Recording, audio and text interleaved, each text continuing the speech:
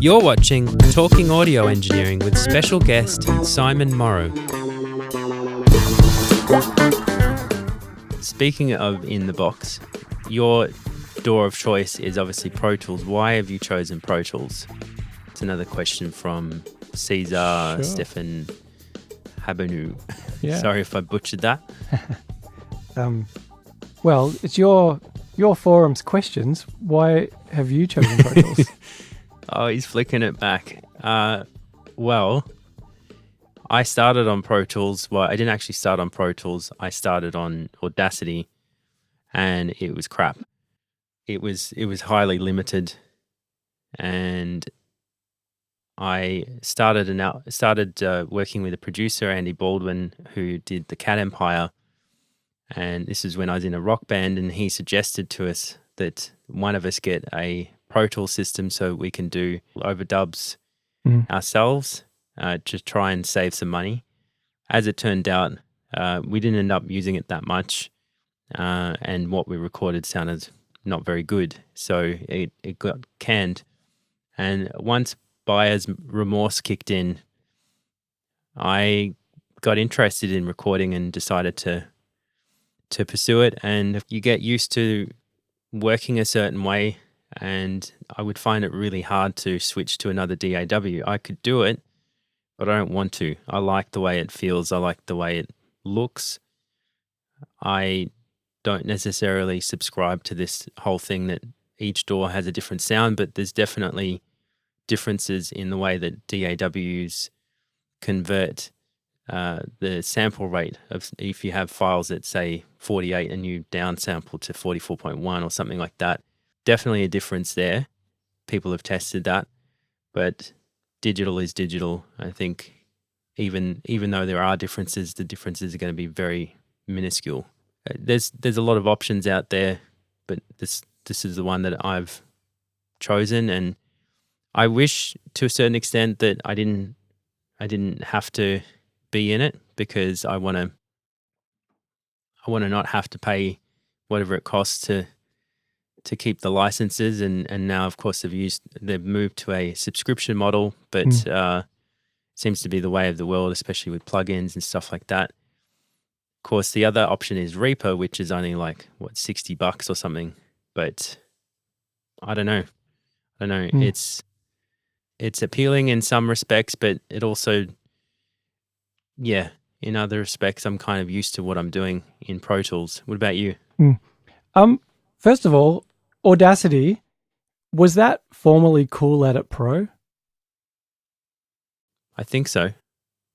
That was the first DAW I ever used. Yeah, right. and I used it when it was a 2-track version. And so, just for stereo file editing. And then they launched a multi-track version, and then I started studying audio and was using Pro Tools and Cubase. So how did you find Cubase? I just went to the shop and I was like, where are the DAWs? And they're over there. And I was like, oh, Cubase. Is that what you mean? How did I find using it? Well, look, what's the statute of limitation on piracy? I loved Pro Tools. This was back in 2000, so over 20 years ago. The 001, you might be safe there on the statute. I think so. I am happy to say that every single piece of software in my studio is licensed. So I was using Cubase because I was unable to afford the Digi 001 that was $2,500 at the time, of course, or $3,200 with the Bomb Factory bundle. And it's tied to the software, right? Yeah, and at that point in time. So you could only use Pro Tools with the 001 or a TDM system that were tens of thousands of dollars at that time.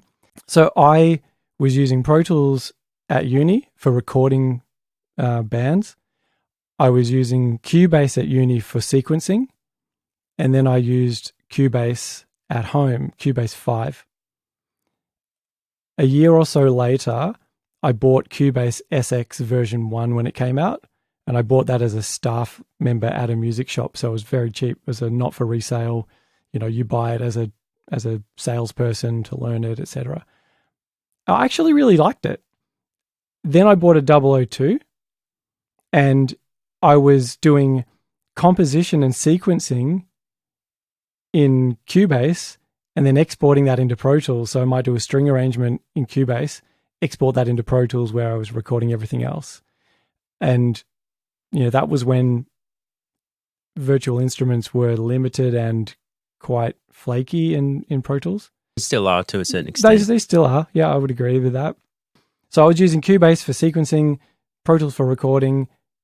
I really liked Cubase. I tried Nuendo, but didn't really stick. Once I got the 002, I just moved more and more into Pro Tools world.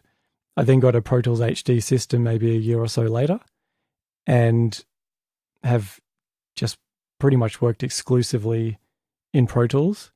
And it's because you're a pro, right? That's because I'm a professional tool, obviously. These days, why do I use it?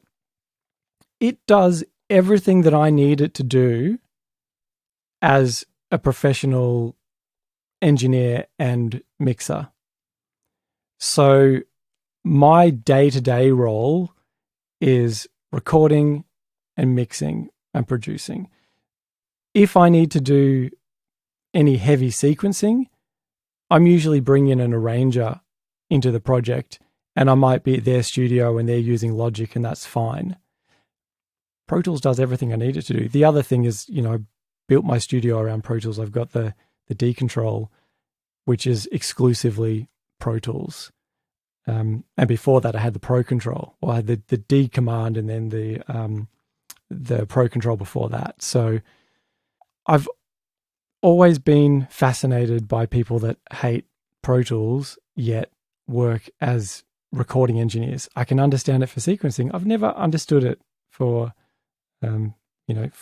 engineers that are working with, microphones. It's workflow for me.